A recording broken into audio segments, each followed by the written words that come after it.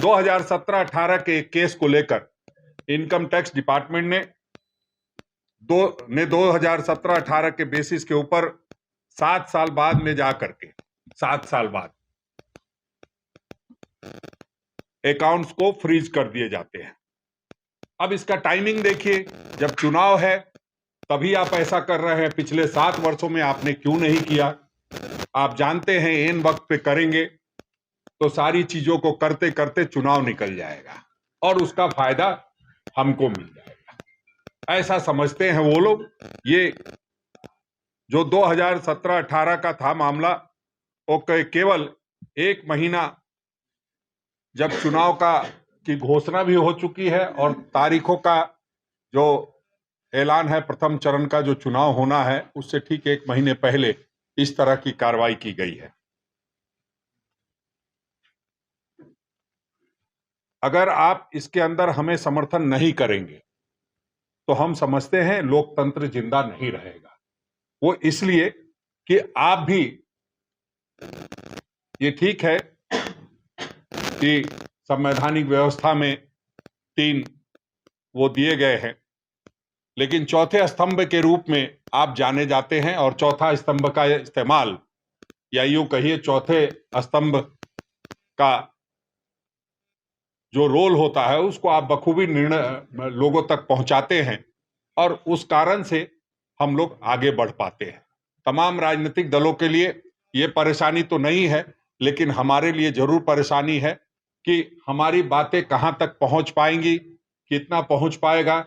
ये ठीक है कि आदरणीय राजीव जी ने एक हमें हथियार दिया हुआ है जो सूचना क्रांति के माध्यम से सोशल मीडिया का हथियार है, उसके माध्यम से हम आगे बढ़ेंगे। लेकिन आने वाले दिनों में इन सोशल मीडिया पर भी अगर कोई रोक लगे तो बड़ी बात नहीं होगी। हमारे जो ट्विटर या यूं कहिए फेसबुक और इंस्टाग्राम पे भी जो हमारे अकाउंट्स हैं, आने वाले दिनों में फ्रीज किए जा सकते हैं। कोई ना कोई बहाना बना करके वो इस तरह की कवायद की जाएगी। हमारा टोटल जो है 14,40,000 करोड़ रुपया, 40,000 बनता है, जो 0.07% है। तो सिर्फ 14,40,000 जो हमारा बनता था, उसके एवज में 210 करोड़ रुपए से अधिक का हमारे ऊपर लियन मार्क करके हमें पेनल्टी लगाई गई है। तो आप सोचिए, 14,40,000 के बदले 210 करोड़ रुपए की पेनल्टी हमारे ऊपर लगाई गई है। ये कहां का लोकतंत्र है? आप जानते हैं कि जो पॉलिटिकल पार्टी होती है उसको इनकम टैक्स एग्जेम्प्ट रहता है। और अगर ये हो रहा है तो ये भारतीय जनता पार्टी के साथ क्यों नहीं हो सकता? भारतीय जनता पार्टी के साथ जो एलाइज हैं उनके दलों के साथ क्यों नहीं हो सकता? क्योंकि कांग्रेस से डर लगता है, इसलिए कांग्रेस के साथ ये किया जा रहा है। पार्टी देश से लेकर के प्रदेश तक अपनी छाती को पीट रही है और चिल्ला चिल्ला करके यह बात बताने का काम कर रही है कि हमारे अकाउंट फ्रीज कर दिए गए, हमारे साथ शोषण हो रहा है, लोकतंत्र की हत्या हो रही है। यह विषय 2021 का है, जब इनकम टैक्स ने कांग्रेस पर पेनाल्टी लगाया 115 करोड़ रुपए। उसके एवज में कांग्रेस पार्टी ने 2.5 करोड़ रुपए टैक्स के रूप में भी चुकाने का काम किया। अगर उस समय गलती इनकम टैक्स किया होगा या कांग्रेस के ऐसा संज्ञान में था, तो उस समय उन्होंने क्यों लोकतंत्र की हत्या की बात नहीं कही, क्यों मीडिया में नहीं गए, क्यों देश के सामने बताने का काम नहीं? और जहां 20% पैसा उनको चुकाना था, ट्रिब्यूनल में वो गए, वहां मुकदमा हारते हैं, वो न्यायालय में गए, वहां मुकदमा हारते हैं, और उसके बाद जो उनका 115 करोड़ का टैक्स लायबिलिटी था वो बढ़ करके 135 करोड़ रुपया हो जाता है। फरवरी 2024 में उनको नोटिस जाती है। नोटिस के तामीला वो करते हैं, लेकिन टैक्स की पेमेंट वो नहीं करते हैं। बाद में वो जो 135 करोड़ रुपए उन पर लायबिलिटी था, इनकम टैक्स अपने नियम के मुताबिक उसको फ्रीज करने का काम करता है। तब इनको चुनाव याद आता है कि चुनाव के समय में ऐसा किया गया। यह विषय 2021 का है, उस समय के पेनाल्टी का विषय है। आपने 2.5 करोड़ रुपया क्यों भरा?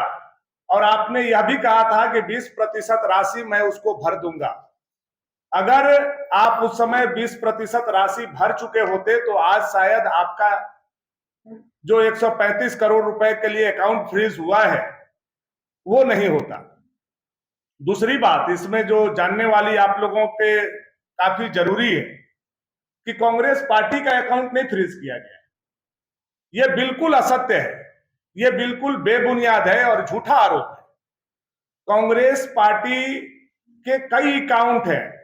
एक तो मुझे लगता है कि हमारे पार्टी को भी इस पर और प्रमुखता से, प्रखरता से पूरे देश में अभियान चलाना चाहिए और कांग्रेस के खिलाफ तो 420 का इल्जाम बनता है और उन पर वो केस चलना चाहिए। कई अकाउंट हैं, उसमें मात्र 135 करोड़ रुपए फ्रीज किए गए हैं और ये बोलते हैं कि हमारा पूरा अकाउंट बंद कर दिया गया, अब हम चुनाव कैसे लड़ेंगे, हमारे पास ट्रेन का किराया नहीं है, हमारे पास प्लेन का किराया नहीं है। वहीं इनके जो नेता हैं राहुल गांधी जी, वो चार्टर प्लेन से।